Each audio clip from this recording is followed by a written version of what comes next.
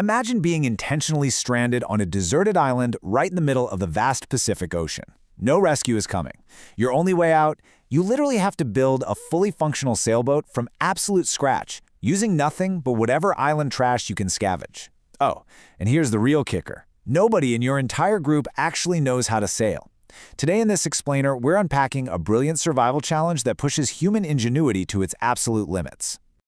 So let's dive right into this, because I want you to truly put yourself in their shoes for a second. Could you escape?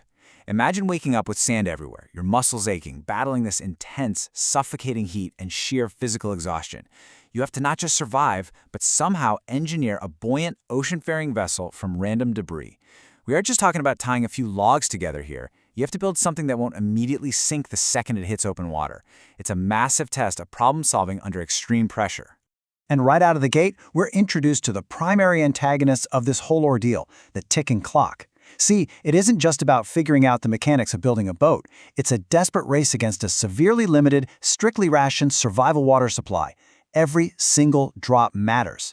They have to design, test, and launch their escape vessel before that water runs dry, which essentially means they have to escape before the sheer brutality of the island breaks them completely. Now, the crew starts off with a bit of that lighthearted camaraderie you'd kind of expect from friends, but the reality of their environment paints a stark, painful contrast. We're talking 100-degree boiling heat that just melts your energy. One crew member racked up over 60 bug bites on his arms and hands alone.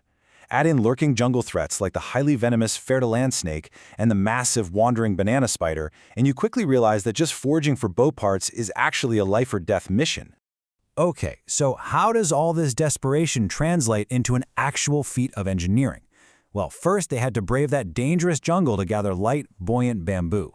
But the real game changer, the absolute make-or-break moment, was finding 4 sealed blue trash barrels that had washed up on the shore. Those were their golden tickets for buoyancy. From there, they meticulously lashed together 17 crossbeams just to form a sturdy deck and topped the whole shebang off by mounting a Polynesian-style crab sail. It's honestly an amazing example of turning raw necessity into functional design. But here's the thing. Even with a finished boat, nature holds all the cards. As Haze, the crew's de facto captain, pointed out, if the wind is wrong and the currents are wrong, you could give me a motor and we will not get to that island. That is such a chilling piece of foreshadowing. No matter how clever their engineering is, their entire fate rests on a massive mechanical force that is completely out of their control. Which brings us to the environmental science behind their insanely narrow launch window, the new moon tides. The crew realized they were experiencing extreme tidal shifts. Going from high to low tide creates this massive vacuum effect that pulls water forcefully away from the shore. They had to time their departure flawlessly to ride this dangerous vacuum out toward the open sea, basically utilizing the exact same force that could easily destroy them. And then comes the dramatic launch. The boat hits the water, they trust their knots, and miracle of miracles, it actually floats. I mean, what a rush, right? But that celebration is cut incredibly short by a daunting mathematical reality. They are 5 miles away from their target island, and they are crawling forward at barely 1 mile per hour. The true scale of the challenge suddenly becomes agonizingly clear. Once they hit the perilous open channel, the current immediately tries to drag them sideways into the open ocean. And the physical toll? It's instantaneous. They implement a grueling 15-minute rotation strategy just to keep up any momentum at all. But they're battling extreme dehydration, tunnel vision, and severe seasickness. Guys are literally feeling like they're going to vomit. Oars are snapping under the pressure, and parts of the boat are falling right into the sea. It is a picture of complete and utter physical breakdown. 3.5 miles. That is the distance remaining as their agonizingly slow progress continues. The entire team is forced to paddle endlessly. Their shoulders are absolutely fried, and they're openly admitting to having, quote, noodle arms. Yet, the distance just refuses to shrink as fast as their energy is depleting. Every single stroke is a massive mental and physical fight against the ocean's pull. But their incredible willpower is perfectly captured in this one single mantra. When you want to stop paddling, what are you going to do? Keep paddling. That was the agreement they made before even launching, and it really showcases the deep camaraderie of this team. They just refuse to give up. They're running on over 7 hours of continuous, back-breaking rowing baked by the sun, completely out of energy but totally united in their sheer refusal to quit. And then, a breakthrough. 2.9 miles. By some sheer stroke of luck, they push through and officially escape that brutal sideways channel current. Suddenly, the tide coming up naturally begins sucking them directly toward their target landmass. For a brief, glorious moment, the ocean actually starts working with them instead of against them. The tension really starts to build as the tracker drops to 1.7 miles. The crew is running purely on adrenaline now. I mean, the end is literally in sight. The desperate hope of finally resting, of stepping onto solid ground after nearly a dozen hours of pure torment, fuels every single stroke of their makeshift plastic oars. Let's trace this rapid, exhausting countdown. 1 mile out, hope surges. 0.9 miles, pure excitement sets in.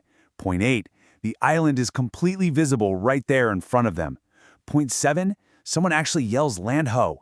And by 0.6 miles, they are pushing way beyond all reasonable endurance, throwing everything they have into just moving a few more feet. As a viewer, you can feel that excruciating tension of getting so agonizingly close to the finish line.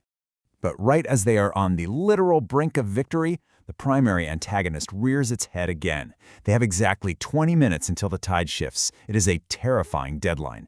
They're in the home stretch, but if they don't beat that clock, everything they just suffered through over the last 11 hours will have been for absolutely nothing. Which brings us to the devastating reality of that final half mile.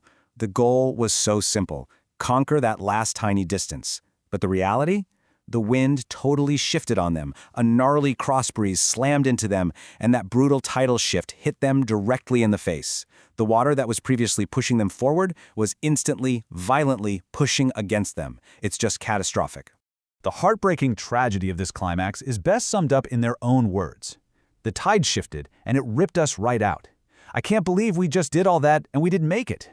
Just imagine laboring for a week to build this craft, rowing in the scorching sun for 12 straight hours, getting within half a mile of your goal, and looking down to realize that despite paddling with literally everything you have, you are actually moving backward. And that leads to a stark, unavoidable conclusion. Defeated by Mother Nature, completely out of energy, and severely off course, the crew has no choice but to swallow their pride and fire the rescue flare, a mere 0.5 miles from the island. Despite all their incredible ingenuity, their teamwork, and raw willpower, nature ultimately won this round. Which leaves us with this final, powerful question to ponder. They survived the brutal conditions of the island. They built a working vessel out of literal garbage, but the ocean still won. Think about the sheer, untamable power of the sea for a second. If you were sitting in their boat with those plastic oars and that ticking clock, could you have beaten the tides? Thank you so much for joining me for this explainer today, and keep asking those big questions.